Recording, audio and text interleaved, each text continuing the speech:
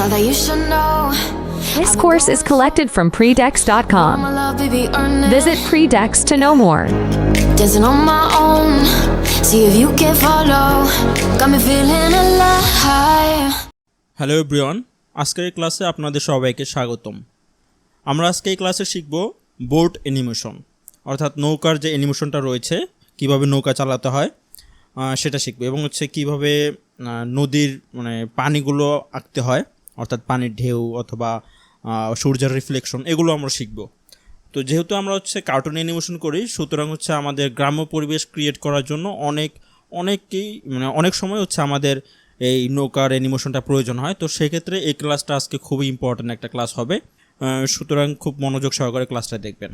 তো শুরু করছি। প্রথমে হচ্ছে আমরা আমাদের অ্যাডোবি অ্যানিমেট সফটওয়্যারটি ওপেন করে নিয়েছি। এখান থেকে আমরা হচ্ছে একটা নতুন পেজ খুলে নিব। সুতরাং হচ্ছে আমরা ফাইল থেকে এখানে যাব হচ্ছে নিউতে, অথবা শর্টকাট কমান্ড Ctrl+N ক্লিক করলেও হবে। তারপর হচ্ছে আমরা ফুল এইচডিতে ক্লিক করব, দেন হচ্ছে ফ্রেম রেট 24 রাখবো, দেন হচ্ছে ক্রিয়েটে ক্লিক করব। ওকে, তো এটা হচ্ছে আমাদের ইন্টারফেস, আমাদের হচ্ছে এটা হচ্ছে স্টেজ। আমরা হচ্ছে কন্ট্রোল ক্লিক করে আমরা যদি মাউসের scroll button up and down করি, তাহলে এটা হচ্ছে zoom in and zoom out হবে। এটা আপনারা অবশ্যই জানেন আগে থেকেই, আমরা পূর্বে ক্লাসে এগুলো সম্পর্কে অনেকবার বলেছি। তো সর্বপ্রথম আমাদের যে কোনো কাজ করার সর্বপ্রথম যে শর্তটা, সেটা হচ্ছে আমাদের ফাইলটা সেভ করতে হবে। তো সেভ করার জন্য আমরা কি করব, Ctrl+S ক্লিক করব, দেন হচ্ছে আমি এটা ডেস্কটপে একটা ফোল্ডার বানিয়ে নিচ্ছি। ফোল্ডারটার নাম দিচ্ছি হচ্ছে বোট অ্যানিমেশন। আমরা হচ্ছে এই ফোল্ডারের ভিতরে ঢুকলাম, ঢুকে হচ্ছে ফাইল নেমটা এটাই রাখলাম, সেভে ক্লিক করলাম। তো আমাদের হচ্ছে এই ফাইলটা সেভ হয়ে গেছে। তো আমরা একটু একটু করে কাজ করব, আর হচ্ছে Ctrl+S দিয়ে সেভ করব। কারণ যদি হঠাৎ করে আমাদের পিসিটা অফ হয়ে গেল বা ল্যাপটপটা অফ হয়ে গেল, তাহলে কিন্তু আমাদের ফাইলটা থেকে যাবে। আর যদি আমরা সেভটা না করি, তাহলে কিন্তু ফাইলটা থাকবে না। ফাইলটা যতটুকু কাজ করবেন না কেন, সব কিছু কিন্তু ডিলিট হয়ে যাবে। সো এটা খুবই ইম্পর্ট্যান্ট, এটা হচ্ছে অভ্যাসে পরিণত করে নেবেন। দেন হচ্ছে আমরা কি করব, সর্বপ্রথম আমরা যেহেতু হচ্ছে অ্যানিমেশনটা করব, আমরা নৌকার পরে করি, আগে হচ্ছে আমরা নদীর পানির সিনটা করি। তো এখানে হচ্ছে নদীর কিন্তু বিভিন্ন ধরনের সিন হতে পারে, যেমন হচ্ছে এখানে মনে করেন গাছপালা আছে, উপরে মাটি আছে, আশেপাশে হচ্ছে গাছপালা আছে, জঙ্গল আছে, মাঝখানে নদী আছে, বিভিন্ন ধরনের ডিজাইন থাকে। আমরা হচ্ছে পানি আঁকবো, শুধু নদীর যে পানিগুলো রয়েছে পানি আঁকবো, এবং সেখানে আমরা সূর্য যখন পানিতে রিফ্লেক্ট করে কীভাবে রিফ্লেক্ট হয়, অথবা ঢেউটা আপনি যদি কীভাবে দিতে চান, এগুলো আমরা হচ্ছে ড্র করব শুধু। তো সর্বপ্রথম আমরা হচ্ছে নদীর পানিটা এঁকে নেই।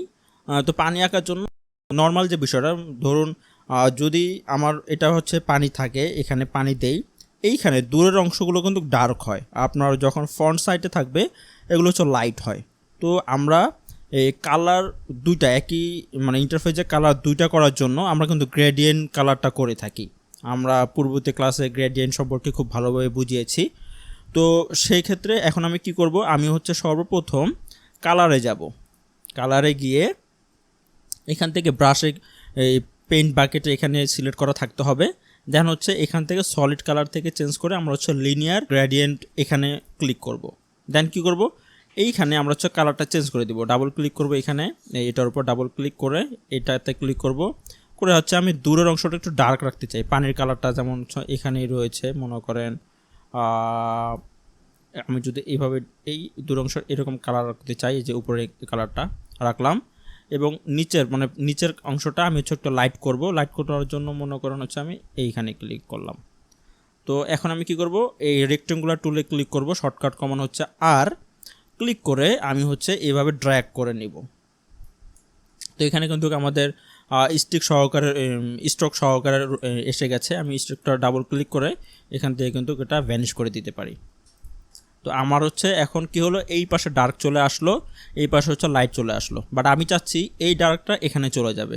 তো সেটা করার জন্য কি করতে হয়, সিম্পলি এখানে ক্লিক করে আমাদের এখানে হচ্ছে ফ্রি ট্রান্সফর্ম টুলে ক্লিক করতে হয়। দেন হচ্ছে রাইট ক্লিক করে এখানে গ্রেডিয়েন্ট ট্রান্সফর্ম টুল এইখানে ক্লিক করতে হয়। ক্লিক করার পর দেখতে পাচ্ছেন এখানে কিন্তু একটা কিন্তু সিম্বলের মতো চলে এসেছে। আমরা এই যে বলের মতো সিম্বলটা এখানে ক্লিক করে শিফট ক্লিক করে আমরা হচ্ছে এভাবে মুভ করব। তো করলে কি হলো, এটা নিচে চলে আসলো, এখান থেকে এখানে চলে আসলো। এখন আমরা কী করবো, হালকা একটু জুম আউট করছি, করে এইখানে নিয়ে যেয়ে এইভাবে আমি জুম আউট করে দিলাম, ছোট করে দিলাম। তো কি হলো, এই পাশে ডার্ক অংশটা এখন কিন্তু এই পাশে চলে আসলো, আর এই পাশে কিন্তু লাইট চলে আসলো। তো দেখুন নর্মালি কিন্তু আমাদের মানে পানি যেটা আমরা করতে চাচ্ছি, এই পাশে ডার্ক করতে চাচ্ছি, এই পাশে লাইট করতে চাচ্ছি, এটা কিন্তু হয়ে গেছে। তো এখনও আমাদের হচ্ছে দ্বিতীয় কাজটা। দ্বিতীয় কাজ কি, আমরা কি করব, এইখানে এখন মানে রিফ্লেক্ট, মানে এটা হচ্ছে আরও প্রাণবন্ত করার জন্য পানিটা আমরা হচ্ছে এখানে রিফ্লেক্টগুলো ইউজ করব। অর্থাৎ সূর্য যদি রিফ্লেক্ট হয় অথবা ঢেউয়ের কথা বলতে পারেন, মানে আরও রিয়েলিস্টিক করার ট্রাই করব। তো সেটা করার জন্য কি করতে হবে, আমরা নতুন একটা লেয়ার নিব, এখানে ক্লিক করে নতুন একটা লেয়ার নিলাম, নিয়ে নিচের লেয়ারটা আমরা লক করে দিব। দেন আমরা কি করব, ব্রাশ টুল ক্লিক করব। ব্রাশ টুলের শর্টকাট কমানো হচ্ছে বি, অথবা এখান থেকেও এটা ক্লিক করলে ক্লাসিক ব্রাশ টুল যেটা রয়েছে এটা সিলেক্ট হয়ে যাবে। দেন আমরা কি করব, এই আইকনে ক্লিক করব। এখানে ক্লিক করে যদি এটা থাকে আমরা এখান থেকে চেঞ্জ করে এইটা দিব। দেওয়ার পর আমরা কি করব, আমরা শিফট ক্লিক করে, কিবোর্ড থেকে শিফট ক্লিক করে, আমি হচ্ছে একটা জিনিস বলে দিই, আমি যত ধরনের ড্রয়িং করে থাকি, মানে ফ্রি হ্যান্ড যে ড্রয়িংগুলো রয়েছে সেটা কিন্তু আমি ড্রয়িং ট্যাব দিয়ে করে থাকি।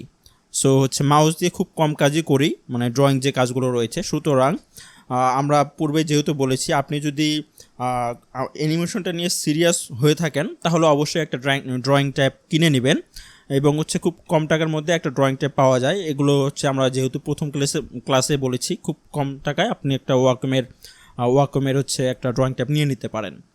তো এখন আমি ড্রয়িং ট্যাব দিয়েই হচ্ছে ড্রটা করব। শিফট ক্লিক করে, আমি কিবোর্ডে শিফট ক্লিক করে এখানে কি করব, এইভাবে ড্র করব। আগে হচ্ছে আমি কালারটা চেঞ্জ করে নিই, এখানে হোয়াইট কালারটা দিয়ে দিলাম, দিয়ে এই যে এইভাবে আমি শিফট ক্লিক করে এইভাবে কয়েকটা লাইন টানবো, ছোট বড়, মানে এভাবে বিভিন্ন ম্যাচ করে লাইন টানলাম। এরপর কী করে আরও একটু রিয়েলিস্টিক করার ট্রাই করি, এখানে শিফট ক্লিক করে এখানে ছোটো কয়েকটা লাইন টান দেই, এভাবে দেই, এভাবে এভাবে এভাবে, ওকে। দেন হচ্ছে এইভাবে এখানে করতে পারি, এখানে লাইন টানতে পারি, এভাবে এভাবে। তো হয়ে গেছে। এখন আমি কি করব, এই অপশনটাতে ক্লিক করে, অর্থাৎ এই লেয়ারটাতে ক্লিক করে আমি হচ্ছে F8 ক্লিক করব, করে এটা হচ্ছে আমি গ্রাফিক বানিয়ে নিব, সিম্বল বানিয়ে নিব। ওকে ক্লিক করলাম, এখানে গ্রাফিক অপশনটা সিলেক্ট করা থাকতে হবে। দেন হচ্ছে ওকে ক্লিক করলাম, আমাদের এটা গ্রাফিক হয়ে গেল। আমি হচ্ছে ডাবল ক্লিক করে এটার ভিতরে চলে আসলাম। চলে এসে এখন কি করব, এখন হচ্ছে আমি এইটা আমাদের হচ্ছে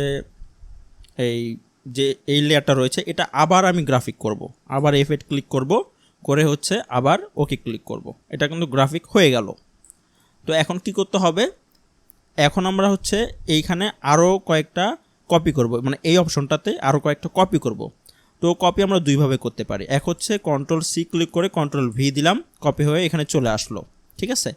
আর একটা শর্টকাট পদ্ধতি রয়েছে, আমি Ctrl+Z দিয়ে কিন্তু আন্ডো করি। সচরাচর আমরা অন্যান্য অ্যাপস সফটওয়্যারে যেভাবে ইউজ করি আন্ডো করতে Ctrl+Z, এই যে এটা চলে আসলো। তো আমি হচ্ছে আরেকটা শর্ট পদ্ধতি রয়েছে Ctrl+C Ctrl+V বাদেও, সেটা হচ্ছে আপনি হচ্ছে যেটা কপি করতে চাচ্ছেন সেটা সিলেক্ট করে আপনি হচ্ছে অল্ট ক্লিক করবেন, কিবোর্ড থেকে অল্ট ক্লিক করে এখানে সিম্পলি ড্র্যাগ করে এভাবে টেনে নিয়ে যাবেন, এটা কপি হয়ে গেল। খুব সিম্পল, আমাদের কাজ ফাস্ট করার জন্য এটা খুবই একটা হ্যান্ডি একটা জিনিস। জাস্ট কিবোর্ডের অল্ট ক্লিক করা থাকলে আপনি ক্লিক করে যে অপশনটা, যে এলিমেন্টটা কপি করতে চাচ্ছেন সেটা ড্র্যাগ করে অন্যান্য আশেপাশে নিয়ে যাবেন, দেন হচ্ছে এটা সিম্পলি কপি হয়ে যাবে। এখন আমি কি করব, এটা ছোট করে নেব। আমি হচ্ছে ছোট করার জন্য কি করতে হয়, এখানে ট্রান্সফর্ম টুলে ক্লিক করতে হয়, শর্টকাট কমান্ড কিউ, এটা এখানে ক্লিক করলাম, করে হচ্ছে এটা